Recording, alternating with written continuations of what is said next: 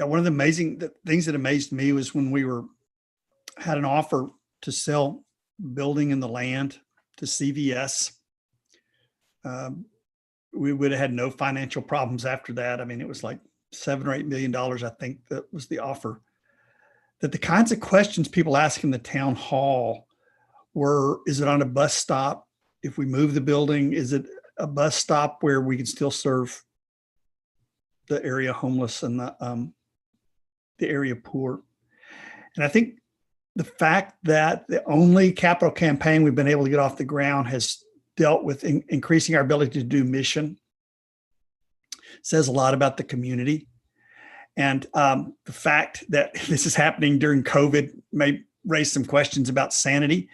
But the amazing thing is that we were so close before COVID hit that it didn't make any sense to pull back. So this is something that we're going to make happen and make it happen well and happily. But your input is still very important, and that we buy into this common vision, because really, it boils down to community and our vision for the world. I love that our kind of church mission statement is to learn and teach the radical and universal love of Jesus Christ, and everything we do spins out of that. So I think this is happening as an expression of that ministry. And I think that's really wonderful, because I've been in churches where the building was just to glorify the church, or to glorify the minister. And I've discredited myself over the years, so that's not really a problem. But I think it is a tribute to all of us, every one of us, that what pulls us together is this vision of a love that the world needs and is looking for, and to make sure that happens as best as possible through this community. So thank all of you for being here. Thank all of you who've worked on this. And lead on. Is Paul, are you taking? Well, if Daniel could start us off with a brief prayer. We need prayers. Yes. Let us pray. Eternal God, you call us to be a special people, to preach the good news and show mercy. Keep your spirit with us as we meet together, so that in everything we do, we may do justice, love kindness, and walk humbly with you. Guide us lest we stumble or be misguided by our own selfishness. May all we do be done for the reconciling of the world, for the upbuilding of the community of faith, and for the greater glory of the mystery we call love. Amen. And thank you. I think most everybody knows me. I've been a member for several years. I'm Paul Davis, and I'm chair of what is called the Better Space team for the last year or so. Let me give you a little bit of housekeeping here. I'm going to share my screen.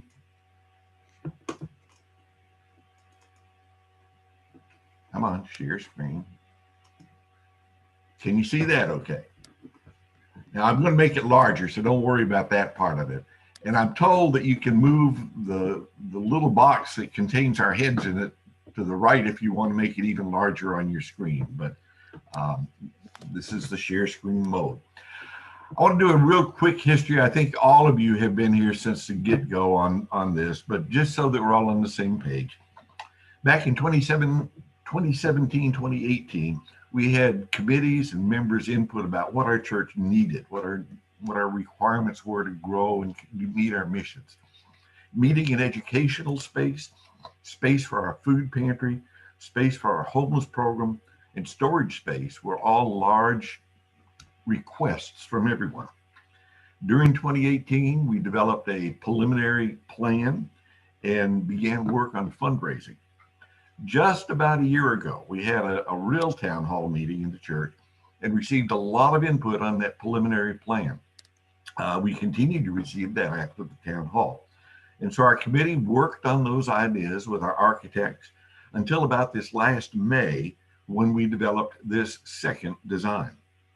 Now, grossly overall, you'll see that this building has moved to the north. The parking lot is up on this area. The original design was coming down on the south side. It's basically to the north. We've added room. We've added a deck.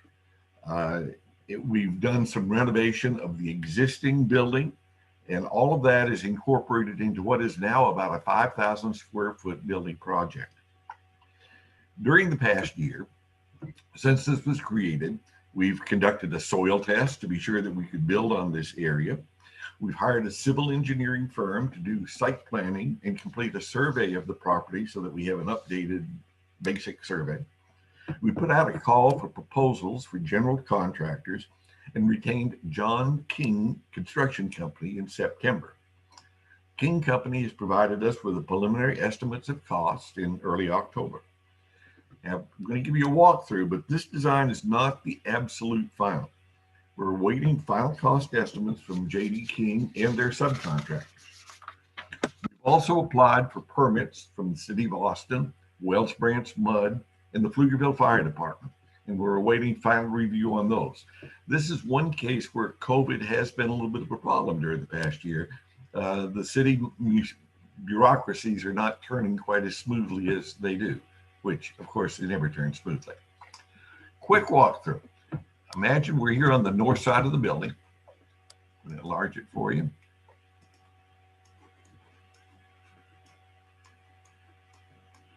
Okay, this is out in the parking lot, and this is where you come in the back door right now, as if you were going into the choir room. So all the construction is going to be to the right. This 100A will be a new handicapped entrance on the north side. We'll let our food pantry clients, our campers, and our congregation come in through that. Going in here, this is where you would go into the hallway normally. This right now is the choir room. That'll be renovated to become an office for Daniel. The choir room will move down here to where the library is. And the library will move down here to where the welcome room is. Now that's the office, sorry. There's the welcome room. One of the requests from the library was that they be more central, more visible, and putting them in what is now the welcome room would do that and give them a nice library and give the choir room enough to meet and rehearse and give Daniel an office.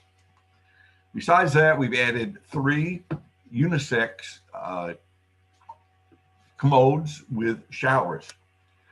This assists our Thursday night and cold weather shelter people, add showers to the building for whatever needs. We've, let's see, I have to turn the page over now.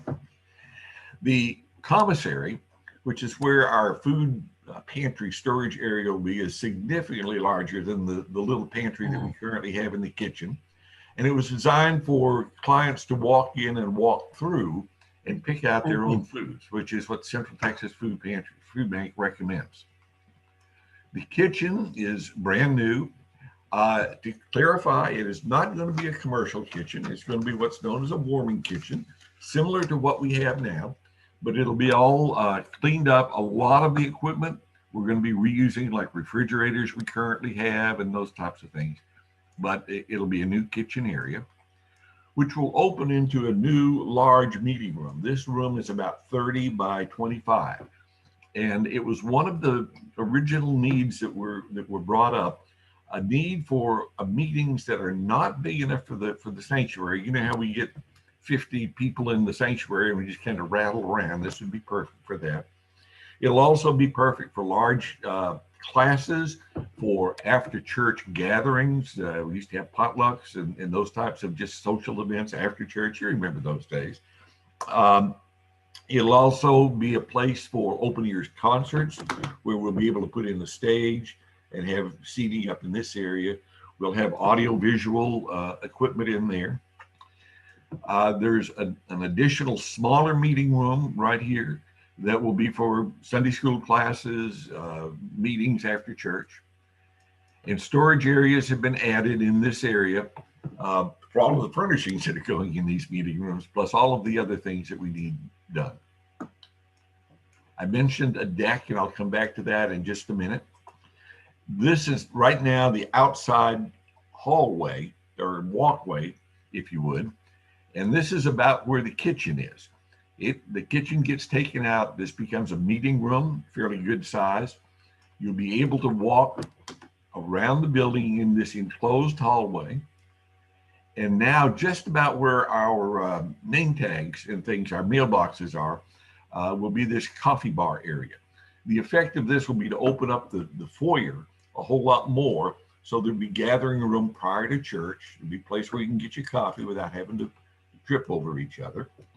The deck is something we hope we can keep in it. It'll be for outdoor education, socializing, just sitting out and enjoying a good day. Those 4 good weekends that we have during the year that are not too hot or too cold. This whole design was done to try to keep all of the trees in place that we currently have. And so far we've done that. We're also working on getting bids for a large rain collection barrel up in this area. That's one of the add-ons we'd really like to do, because there's gallons and gallons of water that'll be coming off here that could be used in the garden and for watering.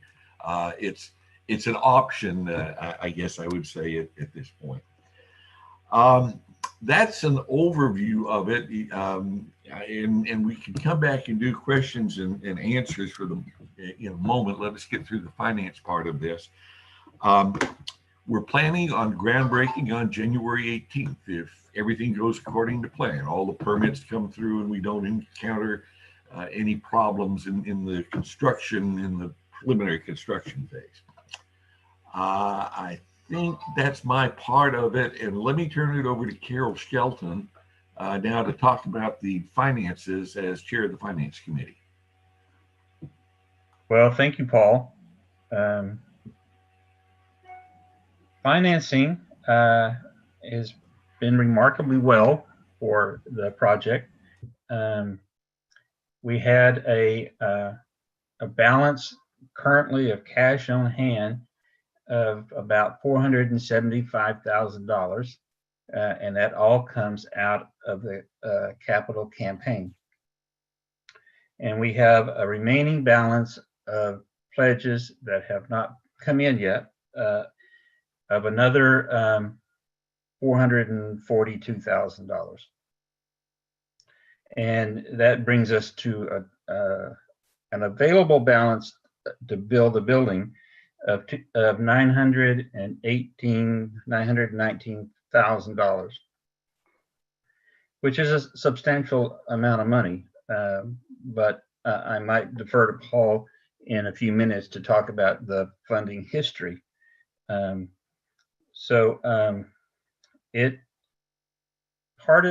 of the loan process, we're going to use the Presbyterian Investment Loan Association to finance the construction of the building. And what I mean by that is the contractors, the builders, the architects, they all get their money right up front as they do work. So if we break ground in January, like our plan is, this project is going to take 6 or 7 months, according to the builder, to accomplish. And as we go through that construction phase, we will have to pay for those services. And at the end of the process, when they are complete and turn the building over to us, we will have paid them completely for their work. But question that is the main focus right now is that we will probably be a little short in the total cost of the building versus the total available funds on hand. Part of that is because the cost of the building is going to exceed the total pledges by a small amount. And also, the pledges that we have to date extend through the end of this year, the end of 2022, and a little bit into 2023. So we have pledges that we haven't collected yet. And so what we're going to do is we're going to borrow a substantial amount of money from the Presbyterian Investment Company. And we will use that money to pay for all the services of building the building. And at the end of the construction process, we will get down closer to the exact amount of money that we don't have on hand. And that is will rotate into basically a mortgage that we will have to pay off. So one of the things that we talked about in session was that difference. You know, what are we going to do about that difference between how much pledge money we have versus what our actual costs are going to be? And so in session, we agreed to recommend to the church body that we be allowed to spend $250,000 above the pledge amount as a baseline, not to exceed. We hope not to do that, and Paul will tell you that as we go into a project like this, everything is an estimate. There's no firm fixed pricing here. When you asked a construction company to come in and renovate your building, and when they start taking down walls, they, you know, who knows what they're going to find, who knows what the additional costs are going to be. So there's contingency money that we have to allocate for those types of events. Currently, we've chosen the amount of $100,000 as the contingency amount. So the building contractor has told us an estimate. I think Paul can correct me, but it's roughly like $994,000. And so what we've done is we've added $100,000 as a contingency fund to put on top of that. And that's basically how we determine what the cost of this is going to be. And that comes up to about the $250,000 that I was talking about, that as overall funding may be a little short. So what we want to do is we want to build the building, we want to meet all the needs, but what we don't know is what the final number is actually going to be. It could be close to the 250,000 plus the outstanding pledges, or it could be a little less. As we get closer to finishing the project, we'll know what those numbers are. And the Presbyterian loan people are excellent people to work with. We've used them before. Currently, they're financing our air conditioning system that we replaced a couple of years ago. And so thanks to Ed Emmer for all that work and getting that set up, and he's been instrumental in working with them this time. But what will happen is we will tell them how much money we want them to allow for us to use. And as we spend that money, we will start incurring interest on that amount. So let's just say if we borrow $700,000, that doesn't mean that we're actually going to take $700,000 into our bank account, but the Presbyterian loan folks will have that money available for us. And as we go through the construction phase of this process and the builders complete the tasks that they have to do, we will draw money from our cash on hand balance, which comes from the capital campaign, and we will draw money from the investment loan that we take. And toward the end of that 6 or 7 month period, we will get very close and understand what the balance will be. We know there will be a balance, and we think it's going to be somewhere around 250,000 plus outstanding pledges. And we can talk about that number as it becomes a firmer number in the future. But that's the rough ideal of how we're going to finance it. And just add on to that, and thanks, Carol. Round numbers. We've got about $1 million close to us. We've got about $1 million, 200,000 to build the building as it is currently proposed. we will receive pretty good firm numbers within the next 2 weeks to 3 weeks on what construction is going to cost, except Carol points out if we open a wall and find the body of a former minister or something in there, we may have to make some payments to cover that up. It is anticipated that it's going to take 6 to 7 months to do the construction from the start. So we're looking at summer, August, sometime in there. And you know how construction goes. That depends on weather and all those other things. And as Carol alluded to, the contractors and the architects and everybody want their money by the time that project is done. Thus the need to borrow the money before the rest of our pledges come in. The payment for the contractor is going to be in about thirds. Every couple of months, we'll pay them about a third of the $900,000 due. Having said that, I think we finished our part of this. And let me put the floor plan back up so that we can talk about it. If I can interject for 1 second. Yep, go ahead. One of the main points of this town hall and the congregation meeting that happens next Sunday is today we want everyone to ask as many questions as you have about the project, about how we're looking at the financing.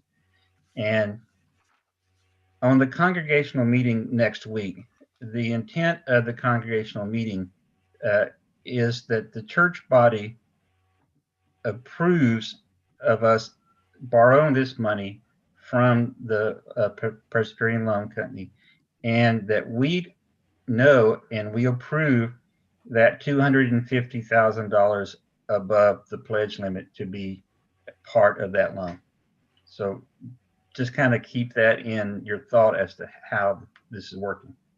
Yeah, and if I'd like to speak to that really quickly, just as some context as to process for this.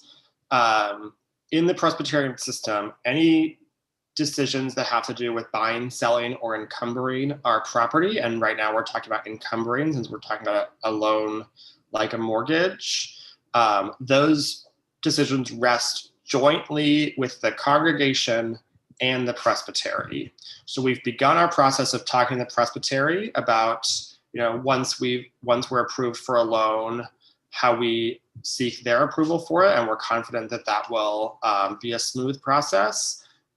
This is the decision to encumber the building is not something that Jim can make on his own. It's not something that Session can make on their own. That requires a congregational vote. So that's why it's imperative that we have the congregational meeting. It's not we can't move forward on executing a loan that encumbers the building without the congregation and the presbytery's approval. And Jim had his hand up. Yeah, I've counted the people that are here.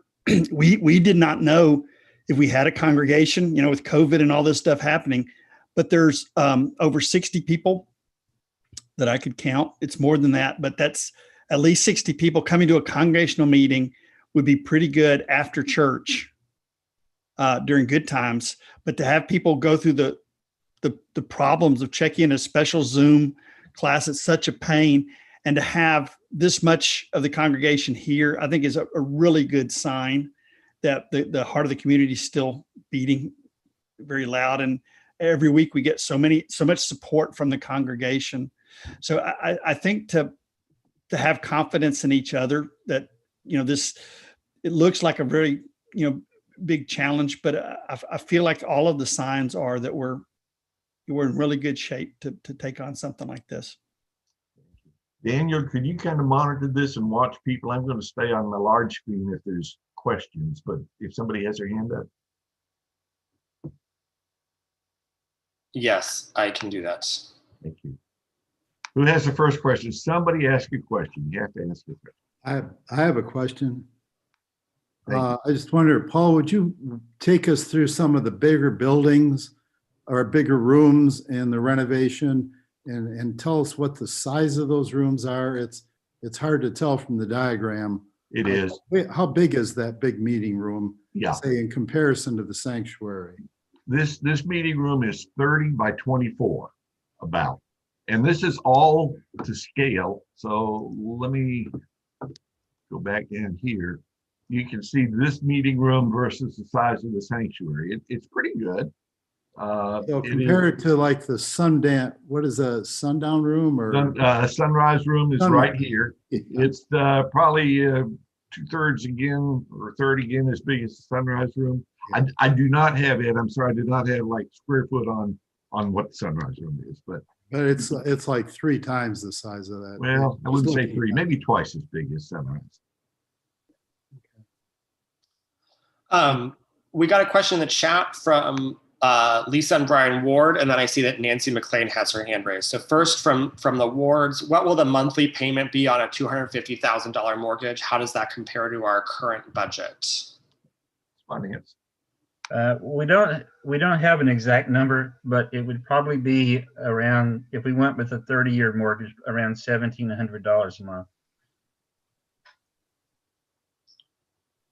And that includes not only the $250,000, but also the cost of borrowing the money for the unpledged money, which is about $100,000 also.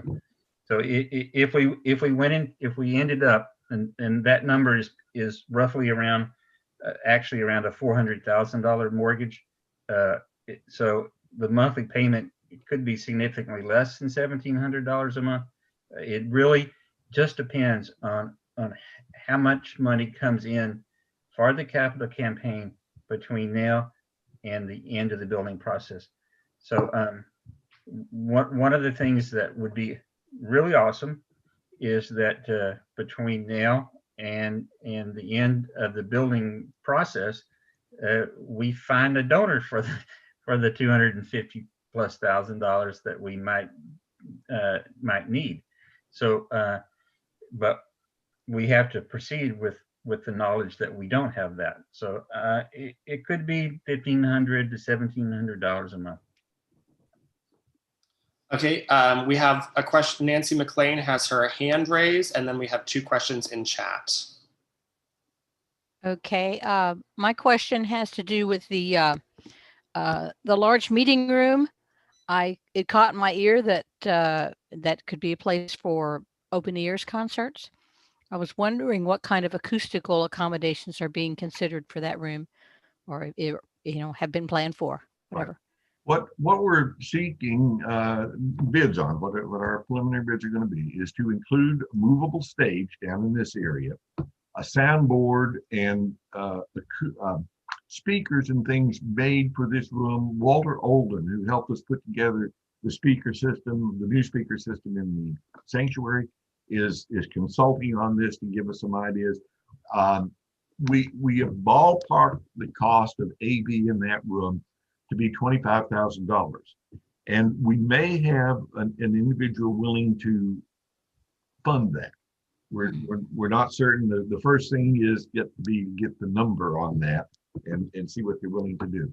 This would also include a drop-down screen and an overhead hanging projector so that we can do other kinds of AV stuff in that room. Mm-hmm.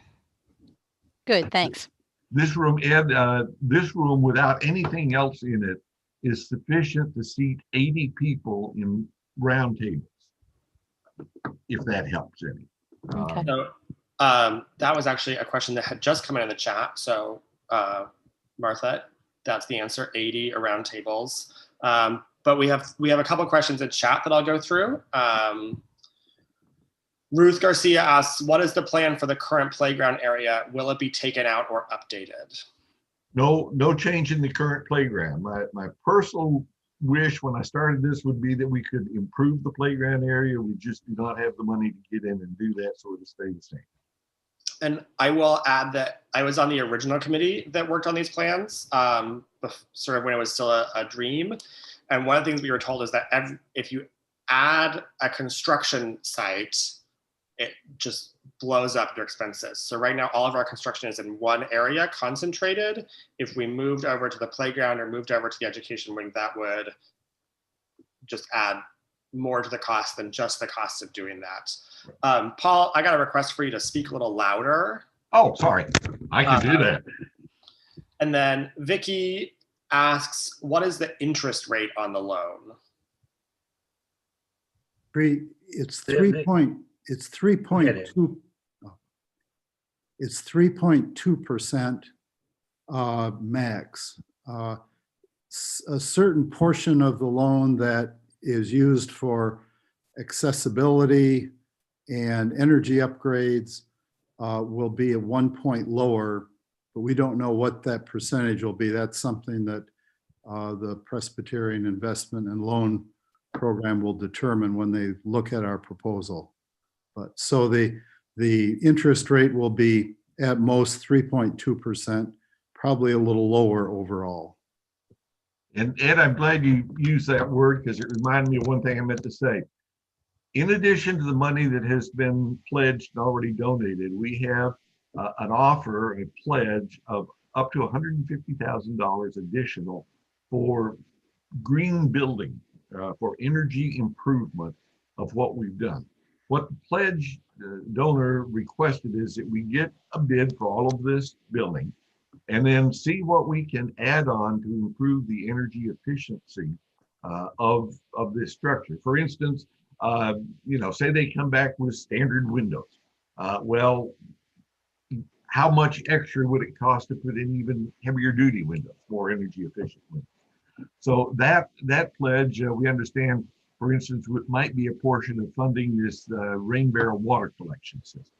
So in a way, it's hard to say. We can come up with a number of this, and then we get to go to the donor and see, all right, are you willing to take that out, and then make the decision based on that. So we did have a question in the chat from Patty about sustainability from the plans, and what I hear is that that's an ongoing conversation, sort of figuring out once we have the more concrete plans from the builder about what to do to enhance that.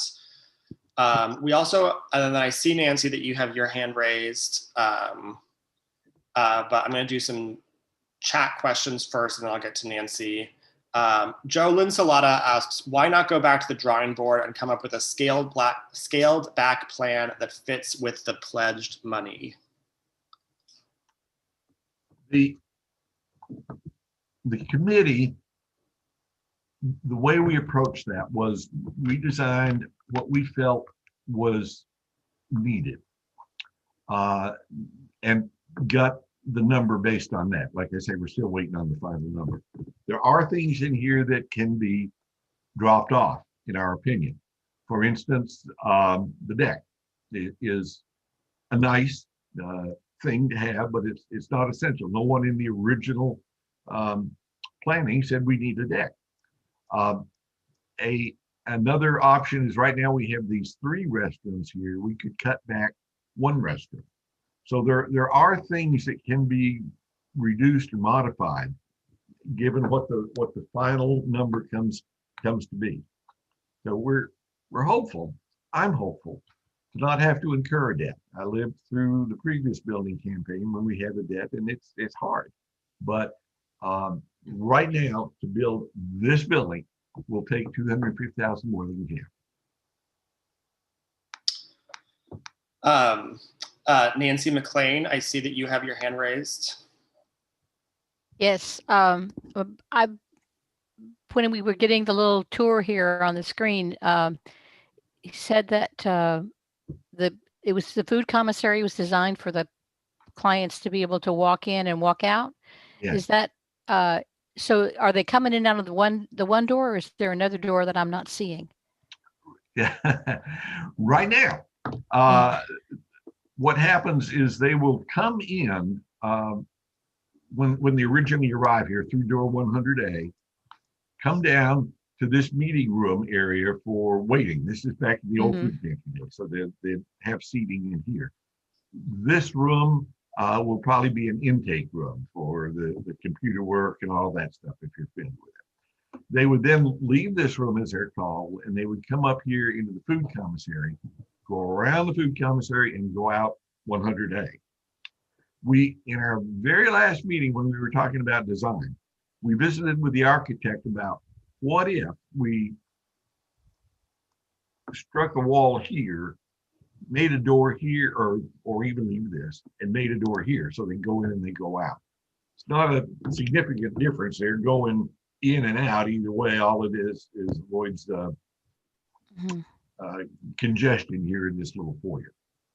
Okay. But Well, I have not observed that kind of food deployment. So I don't know how crowded it gets, or if they're spaced in, or if they have appointments or something like that. I was just imagining, a steady stream of people coming and going at the same time. HEB on Saturday morning. They, my understanding of the way the food pantry works is they let them out kind of one at a time, and there will be a volunteer to go around with the clients and help them in and out. Okay. All right. Laura Landsman, you're on here too. Is there any other aspect? Yeah, I was just going to say what you said, Paul, that they're escorted by a volunteer with a cart and go in one at a time.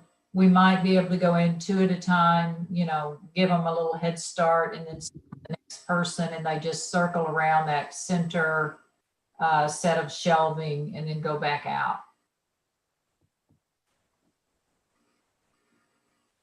And, I will offer that one thing that was great about the way that all the leaders of this process ran through it is that the folks who were most involved in the programs that will be affected by this plan were very involved in planning for it. So this is not the first time that Laura is looking at this. Food pantry folks are looking at this. I just want to note that gratitude that this was not, a random set of people from the church who have no idea how things like food pantry worked, changing things for food pantry.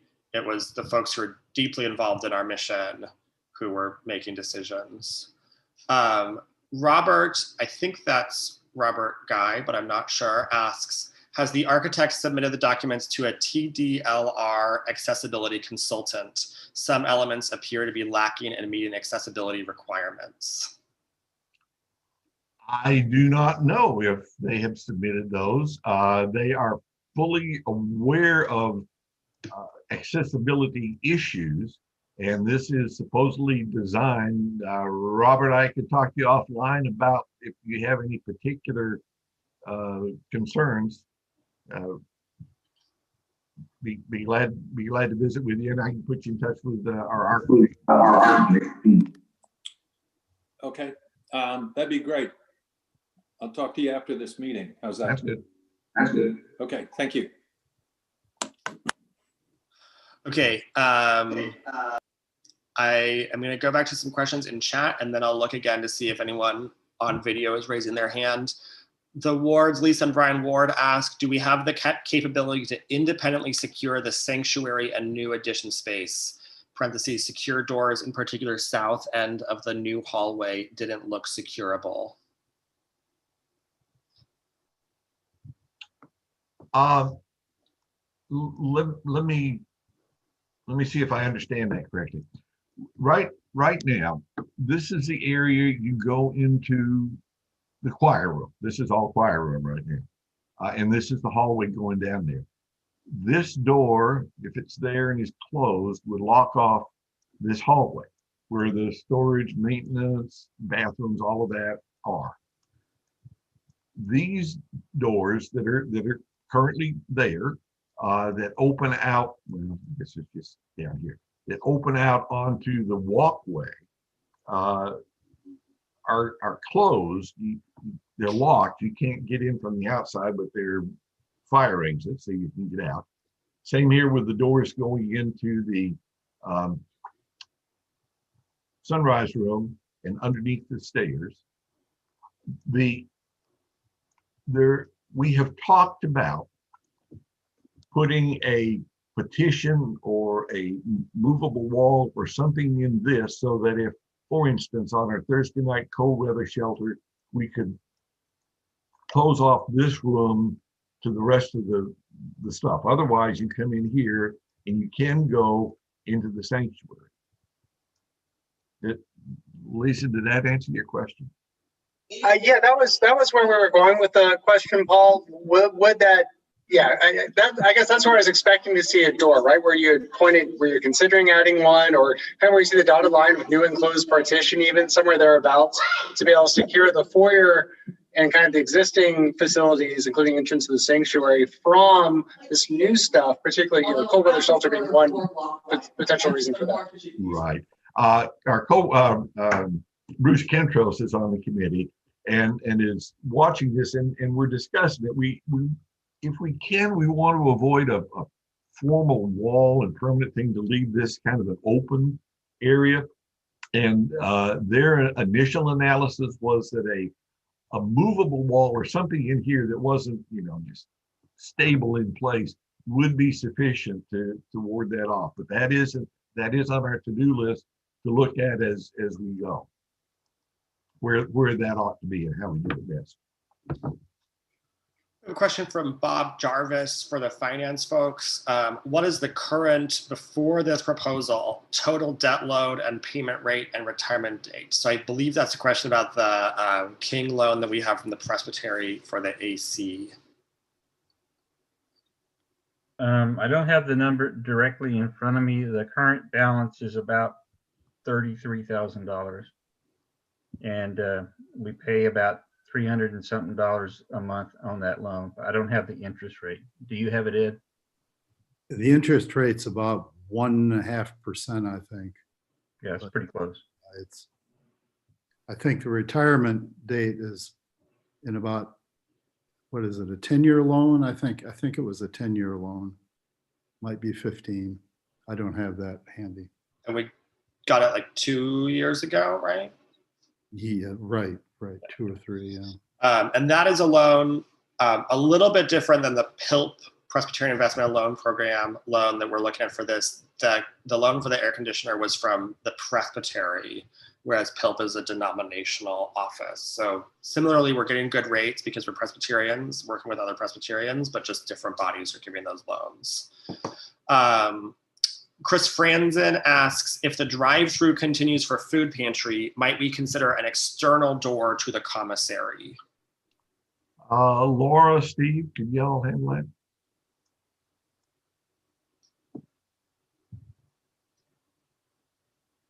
Okay, I guess it's a no. There. If the drive-through continues for the pantry, might we consider it an external door to the commissary? Well,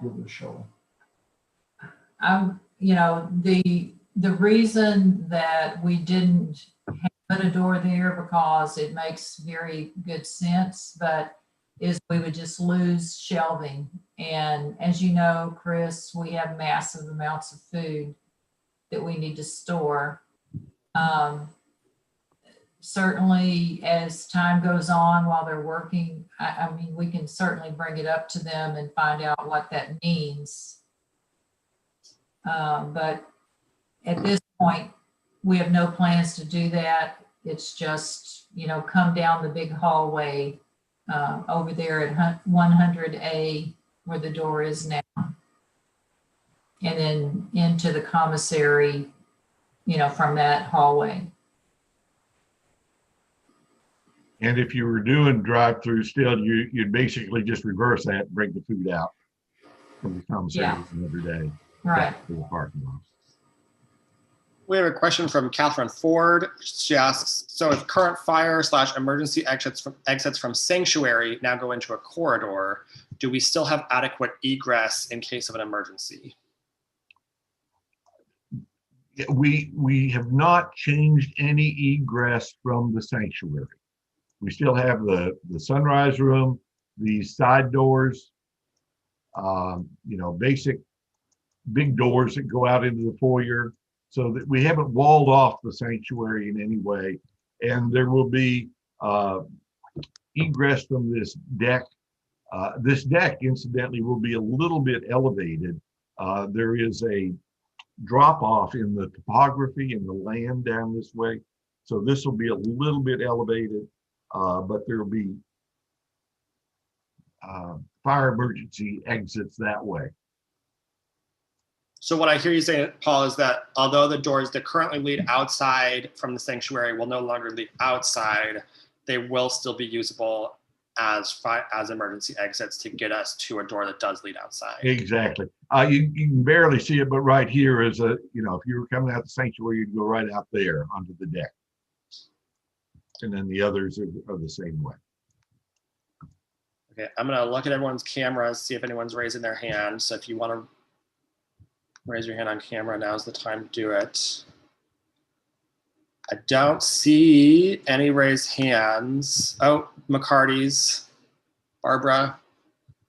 And Barbara, you're muted. I can't see it right now. I think it's number 110 in the corner of the kitchen. What is that? Janitor closet. Thank you. I'm gonna do another scan of cameras, and then we have a question in chat. Don, are you raising your hand? I am. Where would the people that come for overnight and for Thursday nights, where would they go for food to eat? They would all food pantry and Thursday night and Wesel congregation can come in this 100A. Thursday night would go down here and congregate in the meeting room. This would also be the sleeping room. Okay. We would probably use this storage here for during the cold weather nights. We'd probably use this for the mats and sleeping things. Those would go upstairs in the attic. Right. Once we get out of that. Their food, that's one of the reasons the kitchen is down here. The food would come right out of there. That's great. Then they would, for showers and things, they would leave there and come up here into the showers and toilets. We understand from the cold weather people that 3 toilets would be a good thing and 2 showers would be a good thing. That's why it was designed that way. Yes. Oh, this is Carol. One of the things, this is not finance related, but one of the things that is one of the things that we looked at for the design and the purpose of the giant meeting room also was that currently every time there's a meeting, it always happens in the sanctuary, and currently the cost of running the air conditioning system is fairly expensive. So when we have to do every meeting and everything in the main sanctuary, it costs us more money. So one of the important things that we were looking at was having a room that was big enough that we could have meetings. We could have session meetings and all these different types of smaller meetings that doesn't require 200 people capacity. We could have them here in this meeting room and not run the big air conditionings in the main part of the church, which is an energy saving feature. Looking at this again reminded me of another thing. We sort of know what we're doing, but one of the reasons we don't have final numbers is right now in the preliminary design right here, there's a roll-up window. So the idea would be to take the food and serve it out through that window, whether it was Thursday night, cold weather, or even an after church event. The problem is that there's some expense to a roll-up window. Once we get that final number, we make the decision, is it worth it for a roll-up window, or do we just walk it out through this door? So there are those kinds of fine-tuning decisions that are yet to be made. So I see I have a hand raised a virtual hand raised, but before we get to you, Nancy, I got 2 questions from Bob that are very unrelated. So I'm gonna ask one and then we'll do the second one. First, from Bob Jarvis, is there non-refrigerated food storage in the kitchen? Laura, can you handle that? The food storage in the kitchen is just for the church and for Thursday night. All things pantry related will be in the food commissary. So in the kitchen, you would have 2 separate refrigerators and a freezer, which are the units right now are scattered throughout the building. So we're going to consolidate them in either the commissary or the kitchen. So the kitchen would have anything related to hospitality, to staff, Thursday night. But so there will be some like just general pantry space where we can have our, bags of chips and sugar and creamer. Yeah, sure. There's cabinets along here too. Yeah, there is some cabinet space. And then I'm going to ask Bob a second chat question, then I'll come to Nancy, and then I'll do another scan of the cameras. Are all the loans current and planned at fixed interest rates? Yes. Yes. I love a brief answer like that. Nancy McLean. Okay, I'm back. I'm looking at that staircase that's down there by where the kitchen, our current kitchen is. Uh-huh. It's grayed out like it currently exists. It does. It does? Yeah. Where is it? It's right there.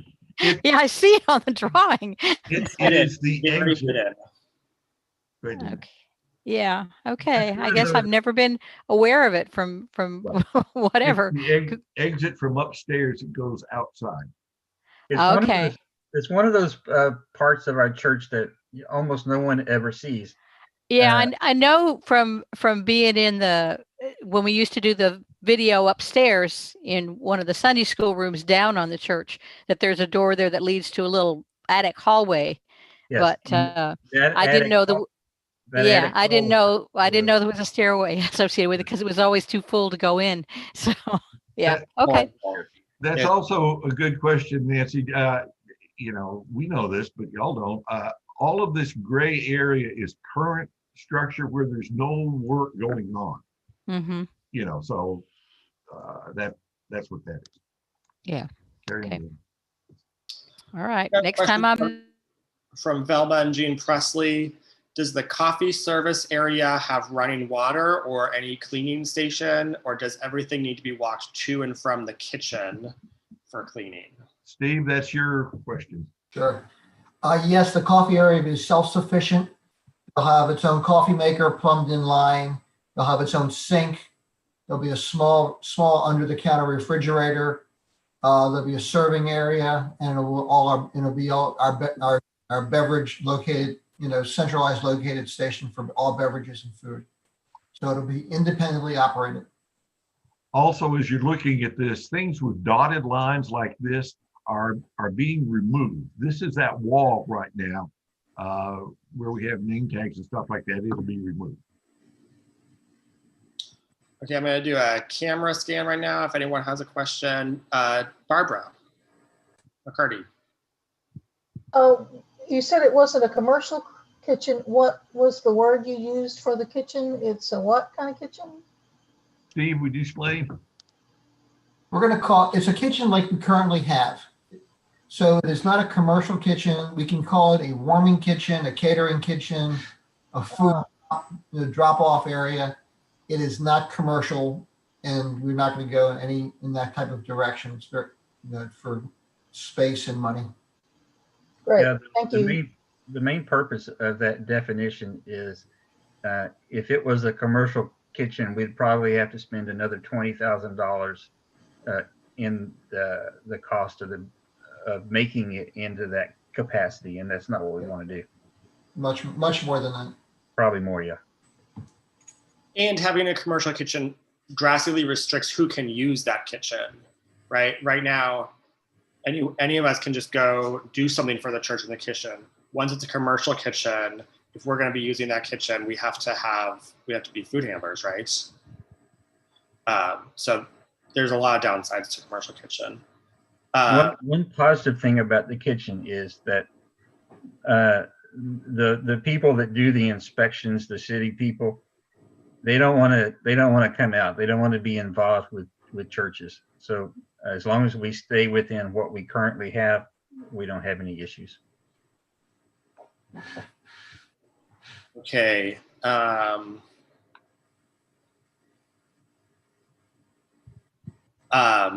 think we will We do have a link to this plan on the church website.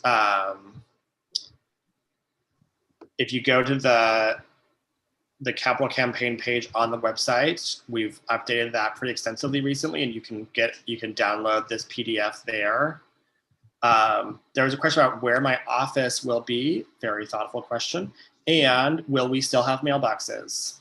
My office, I'll speak to my office. My office will be what is currently the choir room.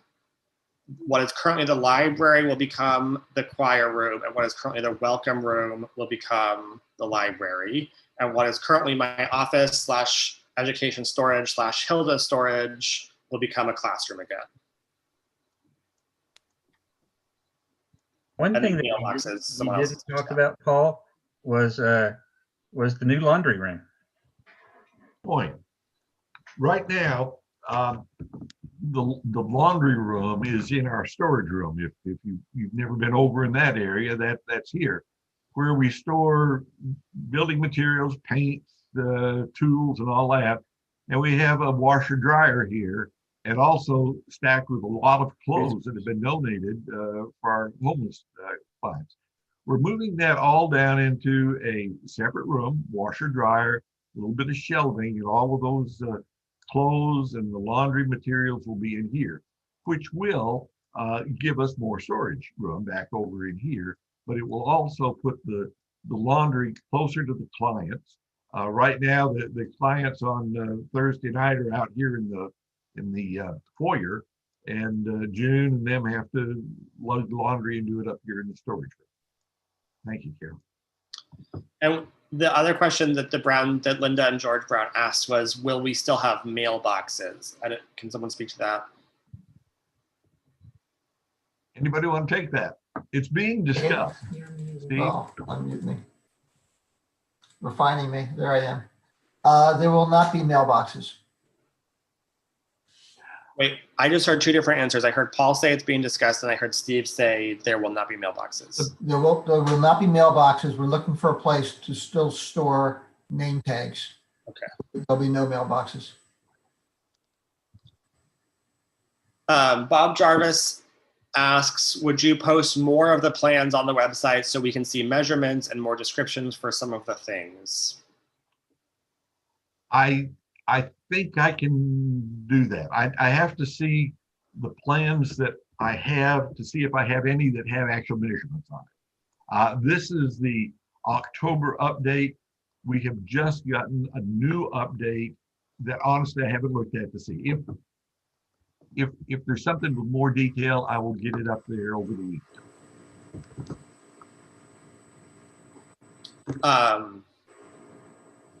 So I am not seeing any more questions or comments. I'd like to talk just a tiny bit more about the finance part. And I know that we're asking for approval to spend the $250,000 above the pledged amount budget. But I also want you to know that we have about 7 or 8 months before this project is done. And hopefully we can communicate to our community what we're doing and what the expenses are. And hopefully more donations will come in. And if that happens, if we find funding for that $250,000, then at the end of the project, we would not have to go into a long-term agreement. So right now, even though we're asking for the ability to do it, when it comes time to actually knowing what the number finally will be, we're not going to spend anything. We're not going to finance anything that we don't have to. Barbara, I see a question or a comment from you. Don and I will be traveling next Sunday when we have the meeting, the congregational meeting. Can we send in a proxy vote or something? We might be able to tune in, but might not be able to. Is there any way we can have our vote counted? I do not know the rules about proxy voting for congregational meetings. That would be a Robert's Rules question, and I don't know the answer to that. I will offer that just like this meeting was available via phone, if you don't want to, if you're not in a position where you can fully log into Zoom and be seen at be seen, you can. Yeah, there are a few places that there's no signal, but yeah, we will make that attempt then. Thank you. And I'll look into proxy voting, and we'll, when we send out the next reminder about the email, if there's an opportunity for proxy voting, To let that be known. I'll include that. I'll definitely follow up with you individually, Barbara. Thank you. George, are you raising your hand? George, you're muted. There we go. I am having my usual problem with the church website. Which of the 6 headings do you find the this program under? George, if you go to the website and just wait a moment, sort of the headline pops up at the top of the page. That little red thing? No, not the red thing. There's like a rotating slideshow. Yeah. I think what Paul's saying is that will be one of the slides. And it's also under the Give tab, right, Paul? That's a Joe Forbes question, actually. Let me see. I'm pulling up the website right now.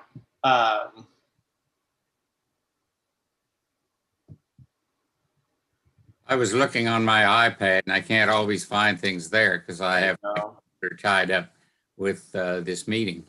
But I will. So I'm having trouble with my thing right now as well. So I will. After this meeting, I'll hop on the back end of the website and make sure it's in a really obvious place. What's the voting community? Nan, were you raising your hand? And then Martha? No, Nan was waving goodbye. Martha? Yes. Yesterday, I had a tour of the expansion with Steve, and it got me even more excited than I was. So I encourage all of you to check with him. You might be able to do that and to encourage others, because when you see what it's going to be, when you get a better picture and where it is and all that, it's just so exciting. And I think if we get more people excited, we might get more donations, more pledges.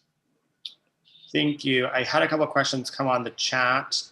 Catherine asked, if we call into the Zoom vote, what will be the method for voting?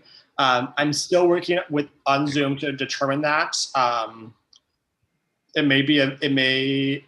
still working on determining that, but I will be able to offer a method for voting on Zoom. I just can't confidently give instructions for what that will be. I want to see the whole goddamn thing. And then Nancy McLean was over here. They're only showing. If something gets dropped from the plan, from the project due to expense, for example, the deck, will we hear about it, and what is the cost coming off then? Yes. Answer for you, Daniel. We will have, before we break ground, we'll have a final floor plan and more detailed plans about construction and any changes that are made to this. So you will learn of those as we learn of them. And I want to just commend to folks that Matt Hyland just dropped the link in the chat for finding the information on the website. So it looks like you go to the Connect tab and hit See More. I'll change that so it's actually just under the Connect tab. So it'll be under the Connect tab in about 30 minutes after this call. I thought I just saw someone's hand, but now I don't.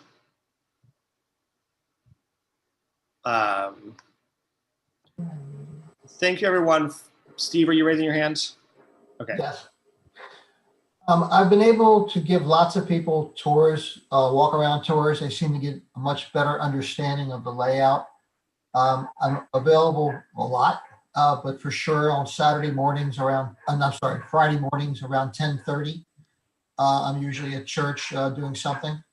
But if you want to have a walk around tour, taking this drawing with us, I'll be glad to walk anyone at almost any time around the property to show you what it's going to look like and how we perceive it. A lot of people say, now I get it. A lot of people have difficulty going from the drawing to the physical structure, and I can help with that. Whoever would like to do that. Thank you, Steve. And I apologize. I just saw that I missed a question that came through on chat. I apologize, but Ann Glenn asks, will the extra $1,700 per month for 30 years affect staffing levels in the operating budget? $1,700 is a big deal. And that's a question that will be difficult to answer today. We have no plans to change our staffing level. But that kind of leads me to something that is very important, and that is that our general fund is basically, our budgets are determined by our pledge sheets. And we need everyone to return the pledge cards that they may have received, or if you haven't received a pledge card, to go on the webpage and get a pledge card and return it so that we will know what the general fund budgets will be coming up into the next year. It's a close call on the financing part of this plan, how it impacts the general fund. And the optimum answer would be that we come up with the $250,000 in some kind of fund driving campaign between now and the end of the building project.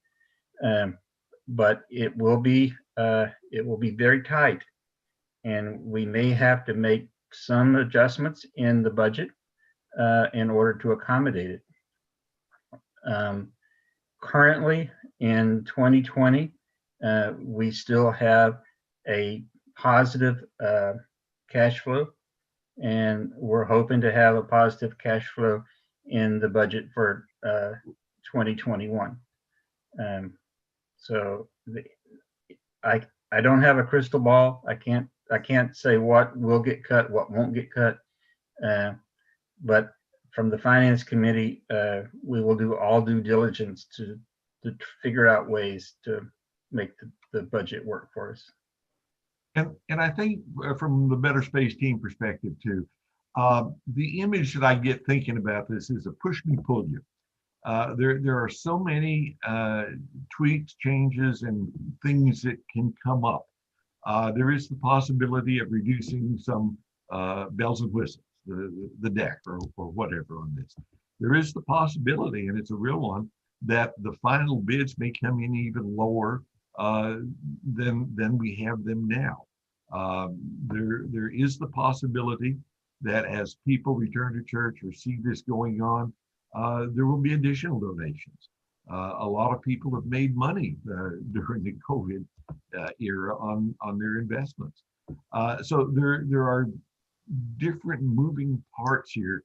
The problem is we have to move ahead, and it connects with the permits. We had to file those to get that moving. It connects. Oops. Honestly, if pledges have been made and they're not fulfilled, then we're in a deeper hole. We have received additional donations beyond pledges, which we welcome, and those have been a pleasant surprise. So there are a lot of connected parts. Not trying to be evasive, just trying to share the frustrations that we have as a building committee with all of the options that are in front of us. And as part of the financing of this project, we're required to include what's called the Contingency Fund as part of the project, and that's $100,000 that we put in that budget. And it could be that we don't have to spend all that money. So I think the important thing is we're going to do due diligence with the project and try to maintain as much of the cost as possible, so that as we roll forward into the future, whatever we have to carry in a mortgage will be as low as possible. We got some more questions on chat. Nancy McLean asks, how close does the planned footprint come to the gardens, and will the gardens have to move? No, it will not. You can't really tell from here. But the garden's way down over here on the right. It's just simply not shown in this. This distance, let me see. I thought we had an overall number. And also, it's really important to know that this builder, John King Construction, they've worked with lots of churches, and they've worked with lots of commercial businesses, and they know what it means to work around a community, to work around an operating environment. And so we look at no impact on being able to use our church, or to be able to use the garden, or anything that we currently do during this construction project. And if there is any impact, they're committed to working with us to solve any issues that might come up. Vicky asks, have the additional heating and cooling expenses been factored into budget planning? Well, part of that is there will be additional air conditioning, heating units needed to cover this space. At this point, we don't know what the cost of the monthly utilities will be, but that I'd leave to budget and finance. Carol? Well, we're expecting numbers to go down because we will not have to be using the main sanctuary quite as often. So the actual cost of the infrastructure is part of the building project cost.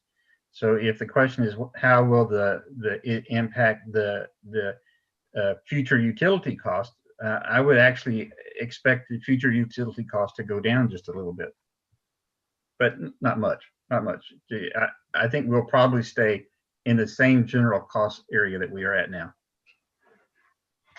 And then we have a question, another question from Vicky. Would water from the rain barrel be available for the garden? Yes, that's the intent. Yeah, that's the primary purpose of it.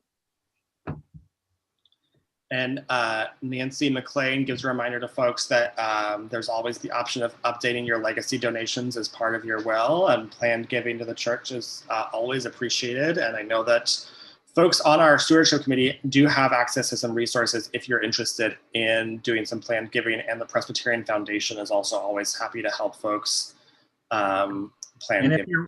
If you're wanting to give money from your retirement accounts directly to the church, we're set up with Regions Bank, and we can handle basically any type of transfer you want, whether it's from a giving cash type thing, or if it's a stock transfer. There's virtually nothing that we can't do. Just tell us what you want to do. Yep, security, long-term security, all kinds of things we have received for this. So it's not just theoretical. We know that we can receive gifts of securities. We can receive crypto, Nancy.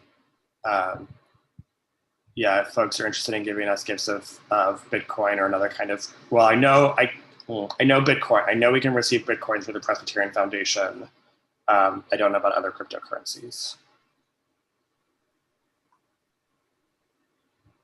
To be very clear on what happens when those kinds of gifts come into the church, we immediately convert them to cash. Yeah. So if you, from your retirement account, you donate stocks of a certain value, the moment they are transferred into our Regions Bank account, we then give the Regions Bank instructions to convert them to cash. So we're not trying to play the stock market at all. Or any kind of markets. We're just And Ed reminds folks that you can transfer from your IRAs directly to the church with tax benefits. I promise we didn't pay any of these people to make these suggestions. No, they're not. And paid. also, if you do that, that also reduces your amount that you have to withdraw on a yearly basis, if that is part of the question that you might have. If you have questions about giving, if it's something that seems more complicated than just writing a check or doing a PayPal, and you need our help to figure out how to do that, reach out to the church office. Destiny's fantastic, and if she can't help you, we can put you in.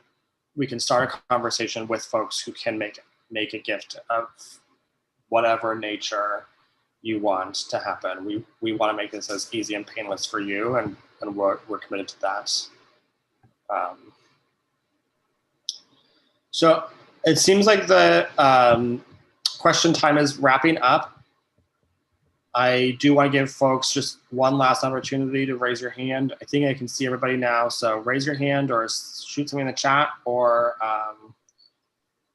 if you're like me and it takes you a while. Bob, were you raising your hand? No. If you're like me and it takes you a while to think of things, you can always reach out to, well, don't reach out to me because I don't actually know the answers to anything anymore. But reach out to Paul, and he's wise and smart and can answer questions. Daniel, let me just remind folks one more time that next Sunday at 11, we'll have the congregational meeting for this. And that'll be followed by an Advent service, a live Advent service, I believe, Daniel. Sure will. And the question in the congregational meeting, just so folks know what they're voting on, the question in the congregational meeting will be the question of taking out this, of encumbering the building by taking on this debt. So we appreciate feedback about the plans. We appreciate feedback about ways to give. All that kind of stuff is really great. The specific question that will be up for a yes or no vote is the question of encumbering the building. We intend to post this town hall on our website. I believe John's been videoing it as well as others.